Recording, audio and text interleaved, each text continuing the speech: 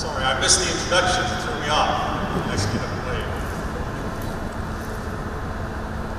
Sean Clark, Colonel Stolbar, Chief Marazza. How do I do that pronunciation? Whoa, not bad for me.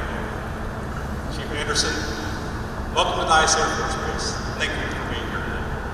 We don't often get to host the leadership from two numbered air forces at the same time. I'd also like to welcome our friends from Airman and the Big Country, especially the 7th Bomb Wing Honorary Commander, Mr. Greg Airman. We are once again humbled by your support. I offer a special welcome to the commanders, command chiefs, and civic leaders from 8th Air Force. If you pause to think about the firepower represented in this name, you can't help but be overcome by awesomeness. Most of all, to the leaders and airmen of Team Dyess, thank you for being here to witness this historic moment.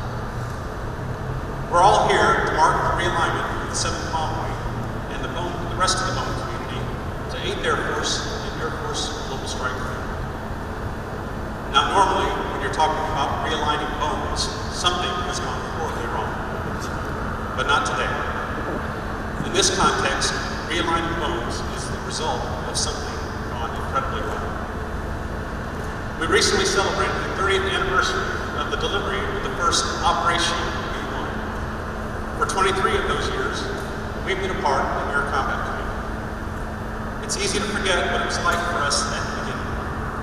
Designed as a low-level nuclear bomber, the capabilities of the B1 scared the Russians so bad that they insisted we relinquish the ability to carry nuclear weapons as part of the Strategic Arms Reduction Treaty. At first, our conventional capabilities were limited to World War II era dumb bombs. And although we could carry a lot of them, this wasn't a capability that was often needed by our combatant commanders. A whole generation of bowmen grew up on the sidelines of air campaigns, never invited to join with the others.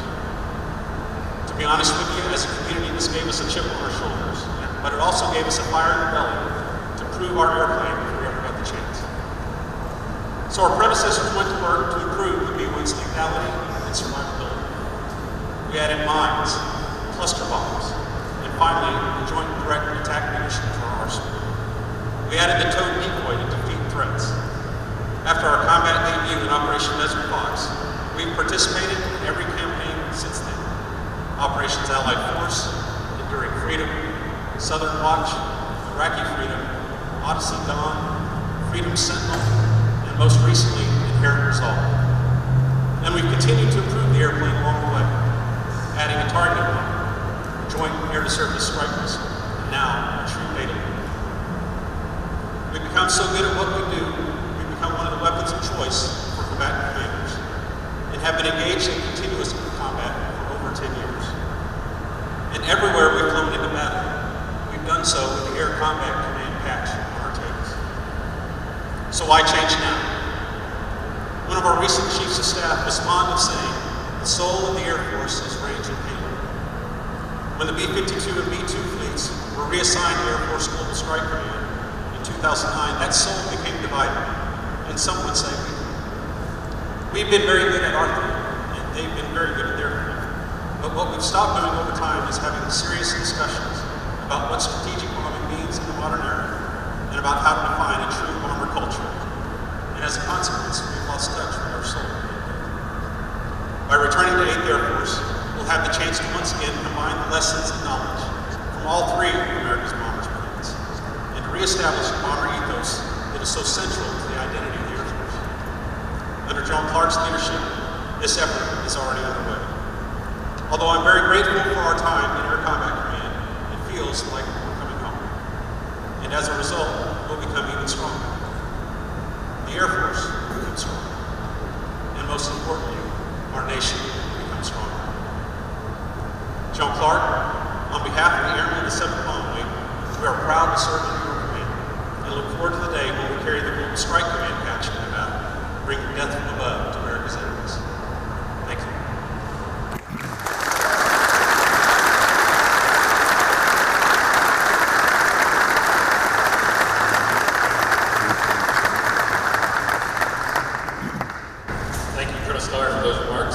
Ladies and gentlemen, it is now a privilege to introduce the Chief of Staff, 12th Air Force, Air Force of Southern, Colonel Robert Stonewall.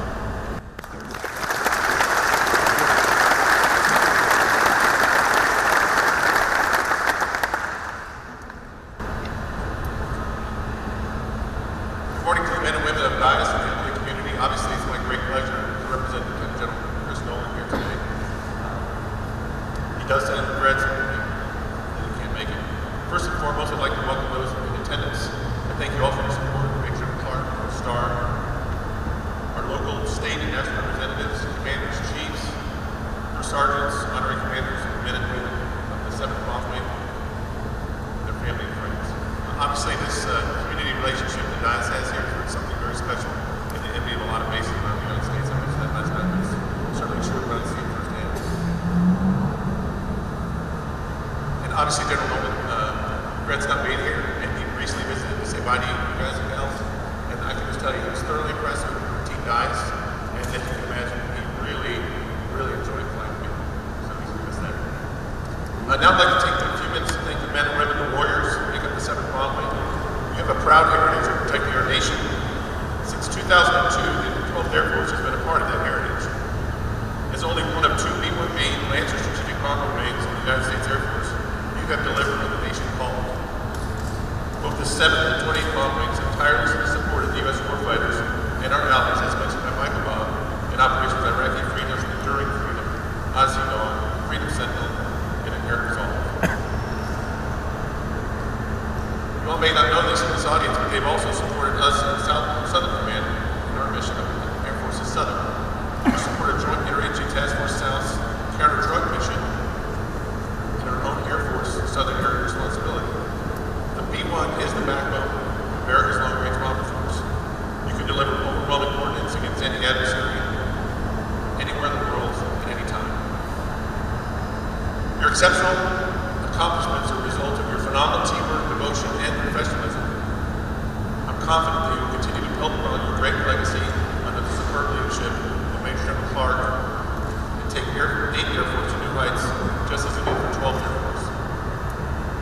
On behalf of Lieutenant General Nolan and the men and women of the 12th Air Force, Air Force's Southern, I wish you Godspeed. It is with a heavy heart that we say farewell and thank you for your 13 years of providing lethal air power and support of our joint and coalition warfighters.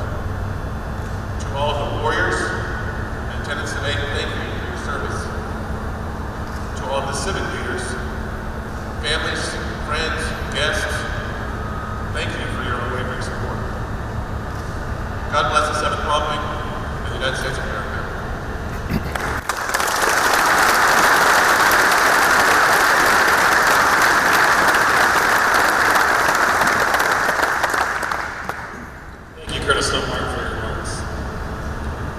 Ladies and gentlemen, please stand for the realignment ceremony.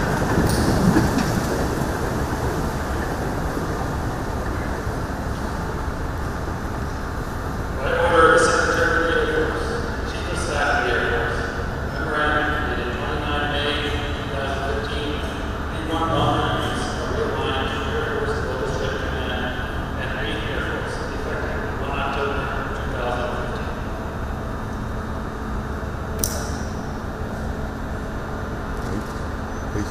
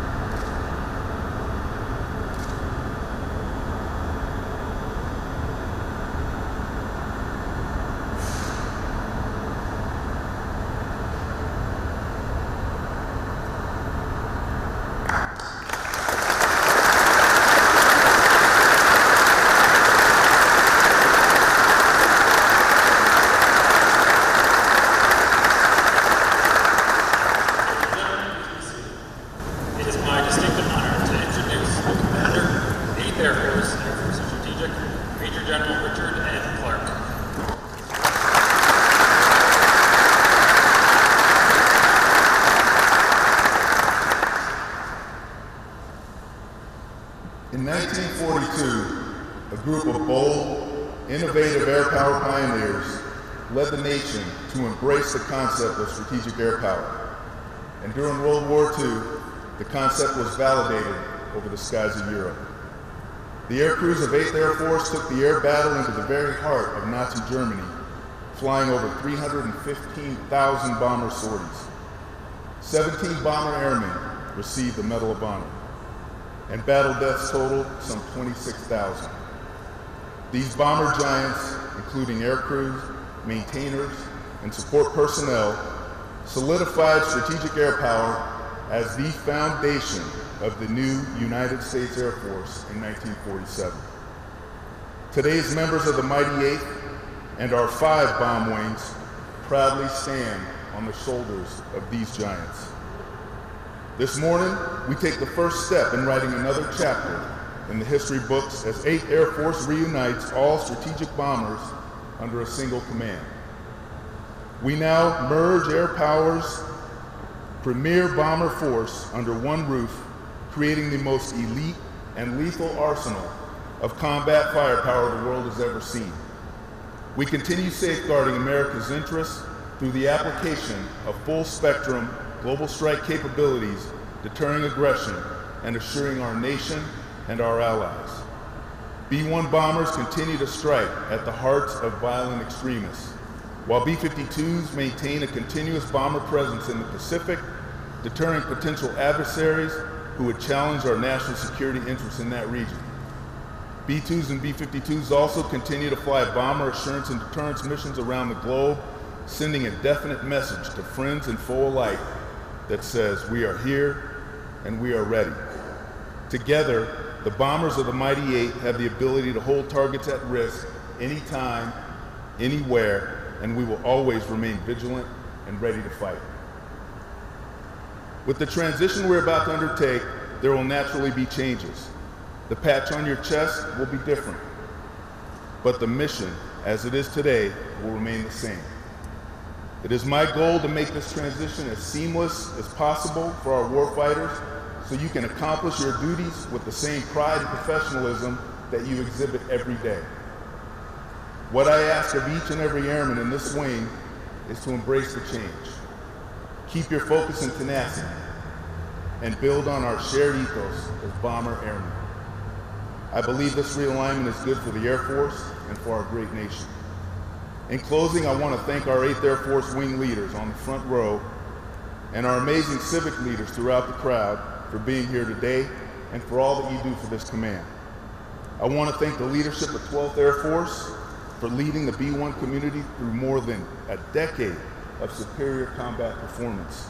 You've set a high bar, but we will keep the momentum going and help this great wing continue to move forward.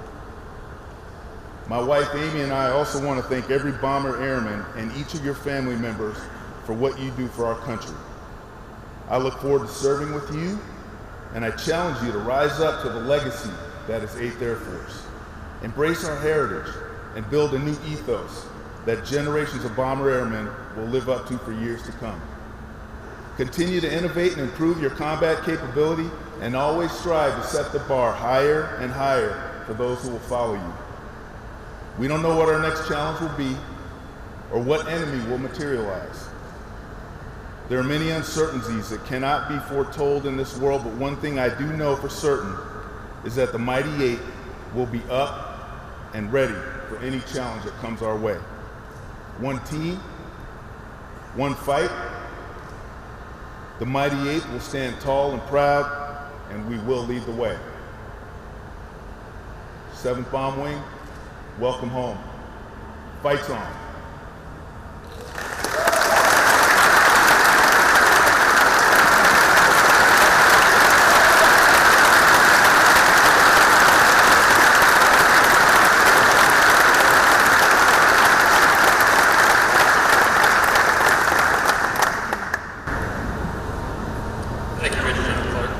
Ladies and gentlemen, thank you for joining us on this historic day for the United States Air Force, Air Force Global Strike Command, and 8th Air Force. We invite you to stay and enjoy the reception and B-1 flyby honoring 8th Air Force. Please stand and remain standing for the playing of the Air Force song and departure.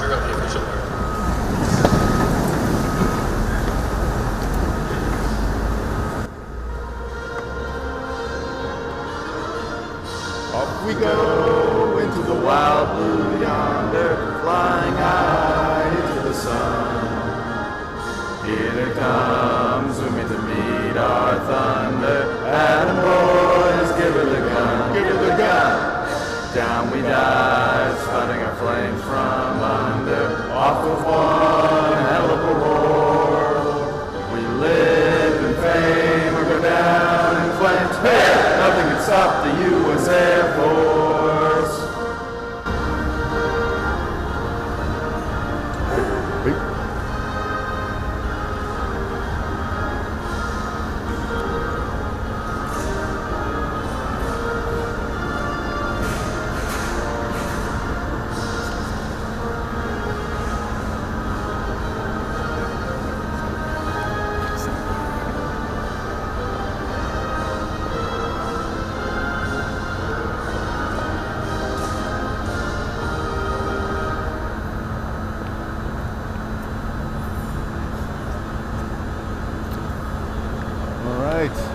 Great job. Great job. Excellent. Thank you. All right. How are you? Very good. We did. Yeah, yeah.